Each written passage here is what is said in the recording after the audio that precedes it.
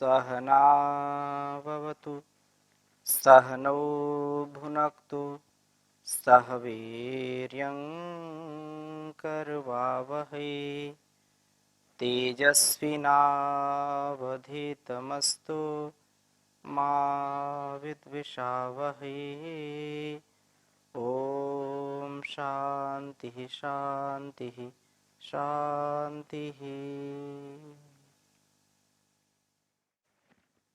वेदो अखिलो धर्म मूलम। वेद सब सत्य विद्याओं का पुस्तक है। वेद का पढ़ना पढ़ाना, सुनना सुनाना तथा अपने आचरण में लाना हम सभी श्रेष्ठ जनों का, आर्यों का परम कर्तव्य है। वेद के विरुद्ध जब हम कर्म करते हैं, वेद के विरुद्ध जब हमारा आचरण होता है, तो हमारे जीवन में अनेक प्रकार के कष्ट आते हैं, अनेक प्रकार की समस्याएं आती हैं। हम अपने जीवन को सुशिक्षा से, सुव्यवस्था से, संयम से नहीं जी पाते हैं। अपनी संपूर्ण हमारी जो भी गतिविधियां हैं, जो हमारे क्रियाकलाप हैं, उनको सुव्यवस्थित हम बनाएं, उनको मर्यादित बनाएं, उनको संयमित बनाएं। और यह ज्ञान हमको अपने माता से मिलता है, पिता से मिलता है और आचार्य गुरु से मिलता है। माता निर्माता भवती, माँ को सच्चा निर्माण कर्त्री कहा गया है। वह संतान का निर्माण करने वाली प्रथम गुरु कहलाती है। और द्वितीय गुरु पिता कहलाता है, तृतीय गुरु आचार्य तो है। ये जो शब्द ज्ञान और वेद ज्ञान देता है, ब्रह्म ज्ञान का जो प्रदाता है, ऐसा जब जीवन की हमारी संयमित और जो हमारे जीवन में विद्या से युक्त है, जो ज्ञान से युक्त जीवन है, जो विवेक पूर्ण जीवन है, वास्तव में वही धन्य जीवन होता है। और इससे ही हमको वह ज्ञान मिलता है जो परम पिता परमेश्वर तक पहुंचाता है। हम अच्छे शिक्षार्थी, अच्छे विद्यार्थी बने तो उससे हमको सुलभ जो ज्ञान है वो प्राप्त हो जाएगा। जिज्ञासा हमारे अंदर होनी चाहिए। इसलिए हम अपने तन मन और अपने वतन को सुंदरता से परिपूर्ण करने के लिए अपने ज्ञान को बढ़ाएं और मन को इस साधना में लगाएं, क्योंकि यह साधन हमको तारने वाला है। बहुत ही सुंदर चर्चा चल रही है वेदों में मन का स्वरूप, और ऋग्वेद के, यजुर्वेद के, सामवेद के मंत्रों का हमने स्वाध्याय किया। अथर्ववेद जो बहुत ही सुंदर उपदेश हम सबको जो है देता है, कल्याणकारी जीवन हम जी पाए इसके लिए कल्याणी वेदवाणी हमको बहुत ही सुंदर ज्ञान देती है। इसलिए जो ऋग्वेद को विज्ञान वेद होता हुआ मस्तिष्क का वेद है, तो यजुर्वेद कर्म वेद होता हुआ हाथों का वेद कहा जाता है। अर्थात वह कर्म का, स्वधर्म का जो है ज्ञान हमारे अंदर उतरे। और उपासना वेद के रूप में साम वेद का संबंध हृदय से है। अब इस चतुर्थ वेद का, अथर्व वेद का संबंध हमारे निचले भाग उदर से ही होना चाहिए। वस्तुतः उदर विकार से ही सब रोग व युद्ध हुआ करते हैं। इस अथर्ववेद में जो है, हम जो आयुर्वेद है, युद्ध वेद है और अनेक अनेक जो विद्याएं हैं, उन विद्याओं को हम इसमें से जानेंगे, समझेंगे और विस्तार से देखने का प्रयास करेंगे। परंतु क्योंकि अभी हमारा मन पर ज़्यादा जो है झुकाव है, मन पर हम ज़्यादा भी चर्चा कर रहे हैं, तो प्रथम हम इस अथर्ववेद के जो मन को या मनोविज्ञान को, मनोगत जो विचार हैं या व्यवहार हैं, उनके प्रति जो उपदेश इसमें है, तो उनका हम प्रथम स्वाध्याय करेंगे। और बहुत ही सुंदर वेद मंत्र यहाँ आपके समक्ष में प्रस्तुत करता हूँ। प्रथम वेद मंत्र में संसार के घटकभूत 21 तत्वों के विषय में कहा कि ये त्रिसप्ताह पर्यंति विश्वारूपाणि बिभ्रतः वाचस्पतिर्बला तेषाम तनु अद्य दधातु में। और इसी प्रकार से फिर दूसरे मंत्र में बहुत सुंदर बात कही कि शिक्षण की जो रमण पद्धति है, वास्तव में वो कैसी होनी चाहिए और हमारा जीवन कैसे धन्य होगा। तो वेद मंत्र लिखता हूँ, फिर आपके समक्ष इसकी चर्चा करूंगा।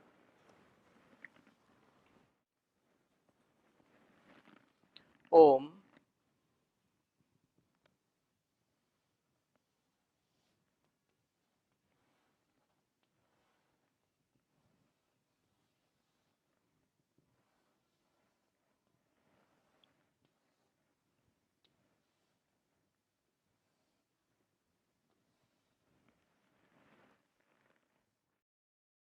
ओम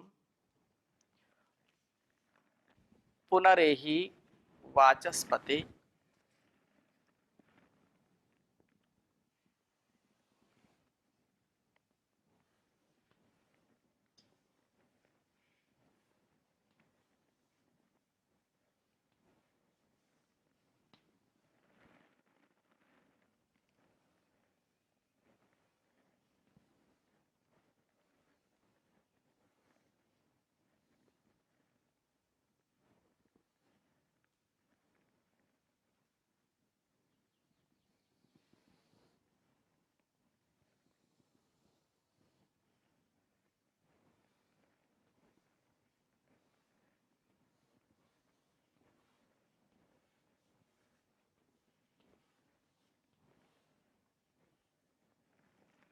पुनरेहि वाचस्पति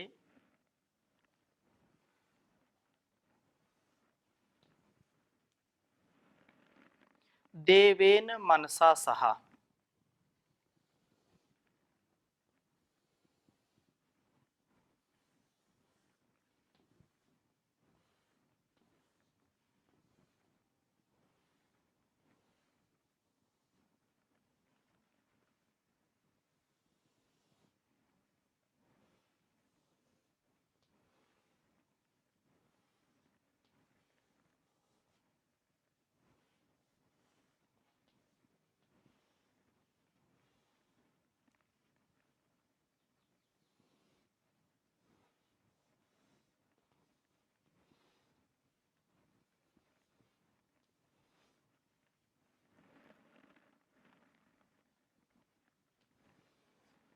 देवेन मनसा सह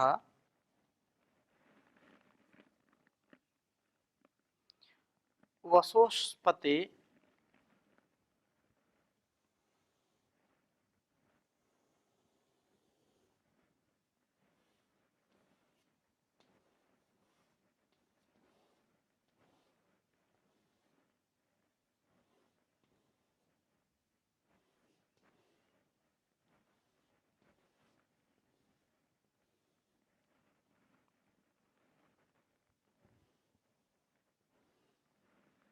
वसोस्पते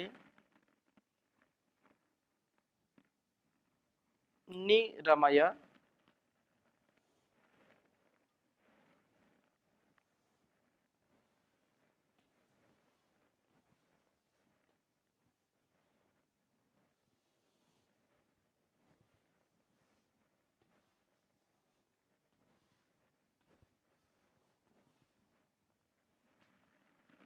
वसोस्पते निरमय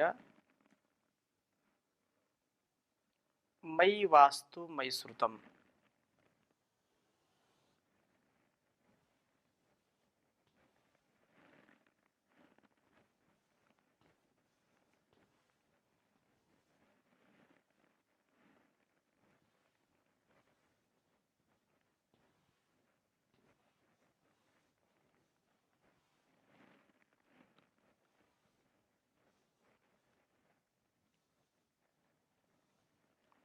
मयि वास्तु मयि श्रुतम्।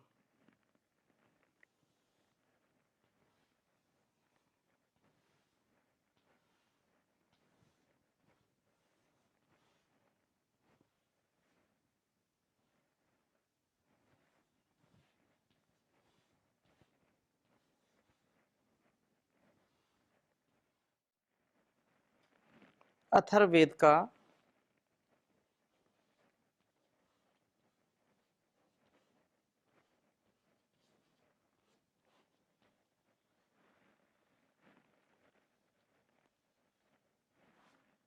प्रथम कांड का प्रथम सूक्त उसका दूसरा मंत्र है।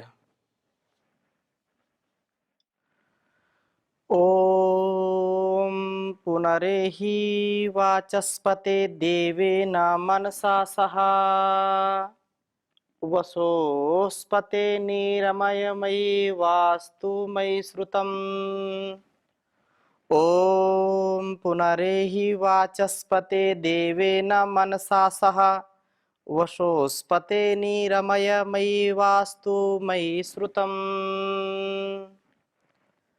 अथर्ववेद का प्रथम कांड, जिसका प्रथम सूक्त का द्वितीय मंत्र, बहुत सुंदर चर्चा है। ऋषि इसका है अथर्वा, देवता है वाचस्पति और छंद है अनुष्टुप। बहुत सुंदर कहा कि विद्यार्थी आचार्य से प्रार्थना करता है कि हे वाचस्पति, हे वाणी के स्वामिन, आप देवेन मनसा सहा, देवो दानाथ, देवतनाथ। तो कहा कि विद्यार्थियों को ज्ञान देने की मनोवृत्ति के साथ देवेन मनसा सहा, देवत्व का भाव, देवत्व की मनोवृत्ति देने के भाव से आप हमको पुनः पुनः फिर नव रूप में न्यू यही मुझे प्राप्त हो। यह प्रार्थना यहाँ विद्यार्थी की ज्ञान इच्छा की जो है प्राप्ति, जो ज्ञान प्राप्त करना चाहता है तो ज्ञान प्राप्ति की इच्छा को सूचित करती है। और कहा है कि जब आचार्य वास्तव में कुछ विद्यार्थी को बनाना चाहता है तो विद्या भी देने में देवत्व का भाव हो, मन में ऐसा विचार हो कि मैं जो ज्ञान दे रहा हूं अपने शिष्य को, विद्यार्थी को, यह इसको और फलदायी बनाएगा, इसमें और यह आगे बढ़ेगा, संसार का उपकार करेगा।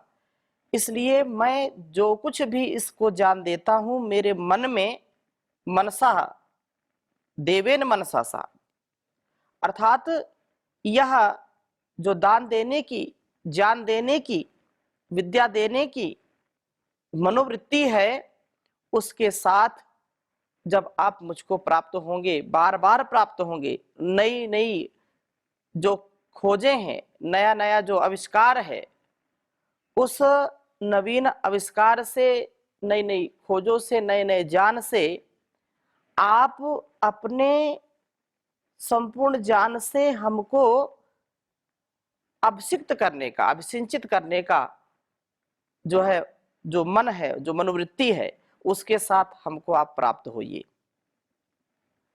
पुनरेहि, आचार्य की भी इच्छा की ध्वनि है इसमें कि मैं विद्यार्थियों को अधिक से अधिक ज्ञान दे सकूं, उसे अपना संपूर्ण ज्ञान प्राप्त करा सकूं। देवेन मनसा, मतलब देने के स्वभाव दोनों में, एक तो लेने का स्वभाव और देने का स्वभाव। लेने में भी पात्रता चाहिए और देने वालों की पात्रता होनी चाहिए। पात्रता का मतलब यह है कि वो उस ज्ञान विज्ञान को जो उन्होंने अपने गुरुओं से पाया है उसको शिष्यों में उतार सके, ऐसा उनका मन, उनकी मनोवृत्ति, उनकी जो देववृत्ति से युक्त उनका आचरण होना चाहिए कि जो कुछ भी हमने पाया है अपने शिष्यों को इस जीवन और जगत के कल्याण के लिए उस संपूर्ण ज्ञान को देना है। हे वसोस्पते, वसु ज्ञान की किरणों के स्वामी निरामय, आप यहाँ शिक्षणालय में हमें रमण कराइए। जो विद्यालय है, जो शिक्षण संस्थान है, वो हमारे लिए तीर्थ हो, हम उनमें रच बस जाएं, वो संपूर्ण ज्ञान हमको उत्थान की ओर ले जाने वाला हो। आप हमको ऐसा ज्ञान कराएं कि हम इसी में रम जाएं, हम शिक्षा प्राप्ति में आनंद का अनुभव करें। आचार्य की शिक्षण पद्धति से ज्ञान हमको प्राप्त हो और इस पद्धति से ज्ञान इसलिए दिया जाए कि श्रुतम, आचार्य मुख से सुना हुआ ज्ञान मई, मुझ में और मई एव, मुझ में ही हो। मैं इस ज्ञान को भूल न जाऊं। बहुत सुंदर प्रार्थना है, हम सबके लिए है। मयि वास्तु मयि श्रुतम, जो कुछ भी हम अपने गुरुओं से सुनते हैं, जो कुछ भी इन वेद शास्त्र उपनिषदों से सुनते हैं, समझते हैं, वो मुझ में ठहरे। मैं चांचल्य स्वभाव को छोड़ करके जो ज्ञान मुझको मिल रहा है वैसा जीने का मैं प्रयत्न करूं। आज संसार की स्थिति क्या है, जैसा लोग जानते हैं वैसा वो मानते नहीं, और मानते हैं तो वो करते नहीं, जीते नहीं वैसा। इसलिए ज्ञान का जो प्रभाव होना चाहिए व्यक्ति के व्यवहार में, उसके संपूर्ण कर्मों में, वह नहीं प्राप्त होता है, वह दृष्टिगोचर नहीं होता, जिससे सारा घर परिवार, स्वयं का जीवन और यह समाज दुखी रहता है। क्योंकि वह भाव ही नहीं व्यक्ति के अंदर आता, वह स्वभाव ही नहीं आता। जैसा व्यक्ति जाने माने वैसा जीने का प्रयत्न करना चाहिए। इसीलिए ये बात कही है कि मयि वास्तु मयि श्रुतम, मैंने जो अपने माता पिता गुरु आचार्य जो ज्ञान दाता है, जो विज्ञान दाता है, जो वो जो है मेरे अंदर ठहरे। वो जो है ऐसा ना हो कि वो इस कान से सुने और दूसरे कान से निकाल दें। निरमय, आप जो है वह ज्ञान मुझको प्राप्त कराइए, जिससे वह ज्ञान मुझ में ठहरे, मैं इस ज्ञान को भूल ना जाऊं। विद्यार्थी में ज्ञान प्राप्ति की कामना होनी चाहिए, इसके बिना तो ज्ञान प्राप्ति संभव ही नहीं है। आचार्य विद्यार्थी की उस कामना को ज्ञान प्रदान की विधि से विकसित करने वाला हो। ज्ञान विद्यार्थियों को बोझ सा प्रतीत न होने लगे, बलपूर्वक दंड से, उदंडता से जो पढ़ा पढ़ाया है, वास्तव में वो पाठ, वह विद्या, वह ज्ञान कभी ठहरता नहीं है, क्षणिक होता है। लेकिन जो आमोद प्रमोद में, अनुशासन में और मर्यादा में और पूर्ण जिज्ञासा में जो ज्ञान देने वाला है और ज्ञान लेने वाला है, दोनों का जब भाव होता है, सहना भवतु सहनौ भुनक्तु सह वीर्यम करवावहै तेजस्विनावधीतमस्तु मा विद्विषावहै। तो ये जो भाव है, जो प्रार्थना है ना, इसी प्रार्थना से हमारा जो है उत्कर्ष है, हम इसको जीने वाले हों। तो ये जो कहा है कि मन दोनों का होना चाहिए। विद्यार्थी ज्ञान का लेने का मन करे, वहां जोर जबरदस्ती में बलपूर्वक जो है घेर घोट करके बैठाने वालों की बैठो, पढ़ना ही है और इसको याद ही करना है, ऐसी विद्या क्षणिक होती है। थोड़ी देर के लिए तो आ जाएगी, फिर दूसरे दिन वो भूल जाएगा। बच्चों को, विद्यार्थियों को मन में ये हो कि मैं इसको पढ़ूंगा, समझूंगा, जानूंगा, जीऊंगा। और गुरुओं का भी ये स्वधर्म है, यह उनका कर्तव्य है कि जिस पाठशाला में, जिस विद्यालय में, जिस जो है गुरुकुल में वो विद्यार्थियों को पढ़ा रहे हैं, तो विद्यार्थियों का स्वभाव ऐसा बनाए, उनको ऐसा वातावरण देना चाहिए। चाहे कोई भी विद्यालय हो, विश्वविद्यालय हो, हमको माता पिता जैसे अपने घरों में बच्चों को डांटते भी हैं, समझाते भी हैं, प्यार भी देते हैं, वैसे गुरु का भी कर्तव्य है कि उसको ज्ञान विज्ञान की बातें बताए, उनको अनुशासन सिखाए और ऐसा वातावरण तैयार करे कि विद्यार्थी विद्यालय से भागे नहीं, विद्यालय में उनका मन लगे, उनका मन अपने कक्षा में, अपने सहपाठियों में, अपने पाठ में उनका मन लगना चाहिए। उनको इस ज्ञान का जो है ध्यान होना चाहिए कि मैं बहुत ही महनीय यह कर्म कर रहा हूँ, मैं तप कर रहा हूँ और गुरु हमको वह ज्ञान दे रहे हैं। आजकल की क्या स्थिति है, गुरु कुछ बोल नहीं सकता। गुरु भी जो है पता नहीं, सबकी बात हम नहीं करते हैं, लेकिन बहुत ऐसे गुरु हैं जो खुद का आचरण उनका ठीक नहीं है, उनका वाणी व्यवहार ठीक नहीं है, वो बस वेतन भोगी एक टीचर के सिवा कुछ नहीं है। वो बस उनको पैसा मिले, बस उनको कक्षा भी पढ़ाने ना जाना पड़े, ऐसी भी मनोवृत्ति होती है। वहीं पर कुछ ऐसे भी अध्यापक होते हैं, गुरु होते हैं, जो पूरी ईमानदारी से, मेहनत से वो पढ़ाते हैं, लेकिन बच्चे नहीं पढ़ना चाहते हैं। कोई ना कोई कमी जरूर रह जाती है। तो यह जरूर हमको रखना चाहिए कि गुरु शिष्य की जो है एक बहुत बड़ी भूमिका है राष्ट्र निर्माण में। तो गुरु राष्ट्र निर्माता है, वह चरित्र निर्माण करने वाला है, राष्ट्र निर्माण करने वाला है, उसका भाव उसको सदा स्मरण रखना चाहिए। और अपने शिष्य से, अपने विद्यार्थी से इतना प्रीति हो, इतना उसको अनुशासित, व्यवस्थित, मर्यादित जीवन, संयमित जीवन जीने की उसको प्रेरणा दे कि उसका जीवन धन्य हो जाए कि ऐसा गुरु, ऐसा आचार्य मिला। ये मन की बात है। देवेन मनसा सह, जो देवत्व का भाव है, देने का भाव, कुछ लेने का भाव नहीं है, बस जो मेरे अंदर है उसको मैं सुपात्र को देता चला जाऊं। जो सुपात्र भी जो है बड़े भाग्य से मिलते हैं। तो जो विद्यार्थी काल में जो कहा है, तो मनसा सा, दोनों का मन हो। एक तो विद्यार्थी भी इस भाव से जुड़े कि मेरा मन देवत्व से जो होना चाहिए, जो कुछ मैं विद्या प्राप्त कर रहा हूं वो भी जो है दूसरों को देने का भाव हो। और उदंडता नहीं होनी चाहिए, ये बात सदा स्मरण रखें। आचार्य ज्ञान देने की भावना से विद्यार्थी को प्राप्त हो और वह रमण पद्धति से जो है पढ़ाता हुआ पठित ज्ञान को विद्यार्थी में स्थिर करे। वह जो पढ़ाया है वह उसको पूरे जीवन भर स्मरण रहे। जो आज पाठ पढ़ाया, आज पाठ कल सपाट, ऐसा नहीं होना चाहिए कि आज तो पाठ हो गया और कल भूल गए। ये बात नहीं होनी चाहिए।